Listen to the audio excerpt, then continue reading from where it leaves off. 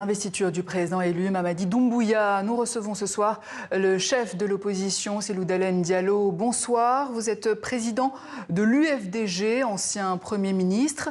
Voilà 3 ans que vous êtes en exil à Abidjan. Alors vous avez dit que la présidentielle du 28 décembre qui a permis l'élection de Mamadi Doumbouya n'est pas légitime. Qu'est-ce qui vous permet d'affirmer cela ? D'abord, comme vous le savez, Mamadi Doumbouya avait, en tant qu'officier, prêté un serment. Il avait pris des engagements à l'occasion de la prise du pouvoir.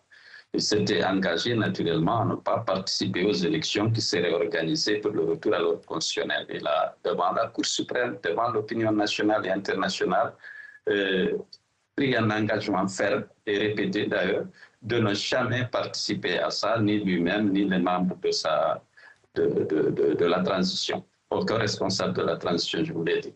Alors, malheureusement, il a commis un parjure en ne respectant pas cet engagement. Ça, c'est sur le plan moral. Mais sur le plan politique, l'élection, il n'y a pas eu d'élection. Les Guinéens ont boudé le scrutin. Les gens n'ont pas participé. Dans beaucoup de circonscriptions électorales, on n'a pas eu une participation de 10%. Mais ils ont proclamé, comme ils savent le faire, puisqu'ils avaient besoin de donner un semblant de légitimité, de crédibilité à cette confiscation programmée du pouvoir, ils ont dit qu'il y a plus de 80% de participation et plus de 80% de vote favorable à Doumbouya.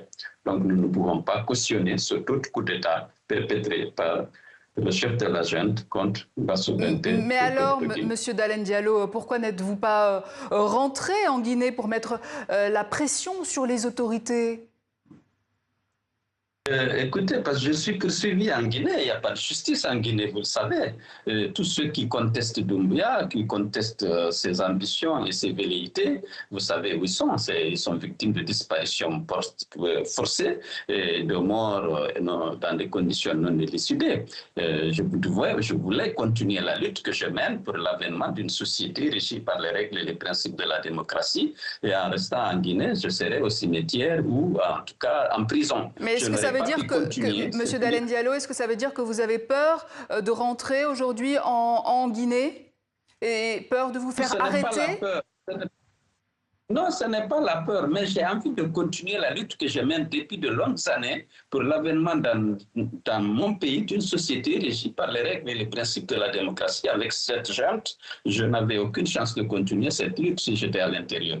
D'abord, ils ne tolèrent aucune contestation, ils ne tolèrent pas un coup de pouvoir. Mon parti est suffisamment fort et bien organisé que très tôt, ils ont montré qu'ils voulaient m'exclure du processus et me poursuivre.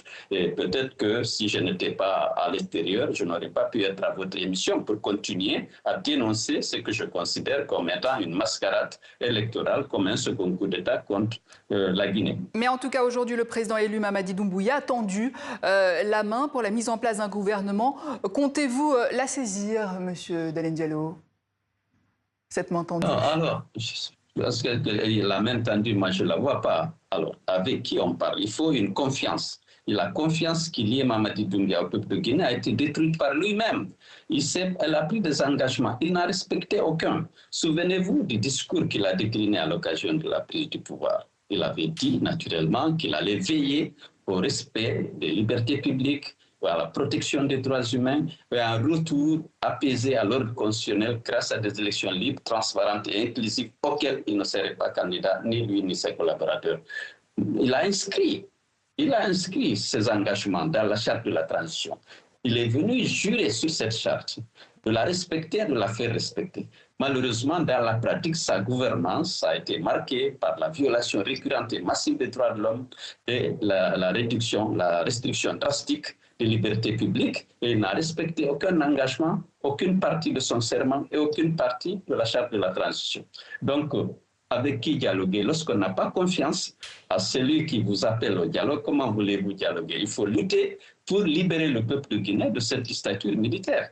Mais comment comptez-vous faire? Comment continuez-vous à diriger, à mobiliser votre parti depuis cet exil ivoirien? Écoutez, actuellement, il a mis en place, instauré un climat de terreur Vous avez tous ceux qui le contestent, ils risquent la disparition forcée, des poursuites judiciaires fantaisistes, il y en a plusieurs.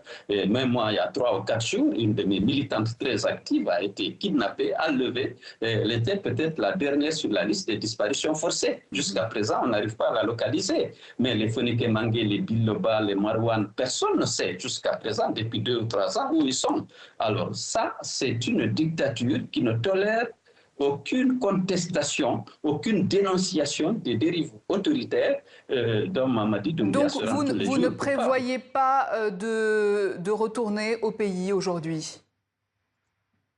Ce n'est pas la priorité. La priorité, c'est de lutter contre la dictature pour que les libertés publiques soient restaurées, que les droits de l'homme soient respectés et que les règles et les principes de la démocratie soient utilisés dans le choix des dirigeants du pays à tous les niveaux, au niveau local, au niveau législatif et au niveau de l'exécutif. Ce qui est loin d'être le cas aujourd'hui. Il y a une dictature qui s'impose par les armes et par la violence. Alors, Monsieur Dalein Diallo, si votre parti, l'UFDG, ne tient pas congrès d'ici le mois de mai prochain, il est menacé de dissolution. Que comptez-vous faire? Depuis 1 an, on cherche à tenir le congrès. C'est les autorités qui empêchent la tenue de ce congrès. C'est une obligation statutaire à la réalisation de laquelle le parti est attaché. Il n'y a aucun problème pour nous, sauf que chaque fois qu'on a convoqué le congrès, eh bien, on nous a dit, on vous interdit de tenir le congrès. Après, on se permet de dire que vous êtes suspendu parce que vous n'avez pas tenu le congrès. Il n'y a aucun obstacle à notre niveau, au plan du parti. Le parti est prêt à tenir le congrès. Toutes les conditions se réunissent, sauf que les autorités refusent. Merci, c'est Dalein Diallo, président du parti d'opposition UFDG en Guinée.